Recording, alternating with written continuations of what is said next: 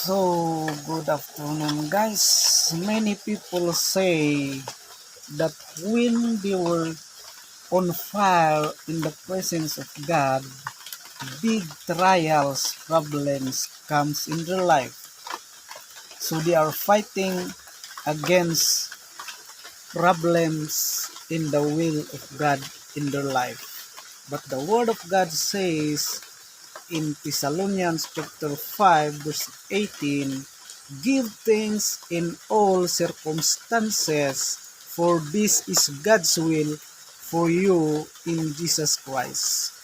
So even though we are facing trials and problems, always give thanks to God, because God is the solution to our problem. In the Bible says, if problems pass away in our life, blessings will come to you.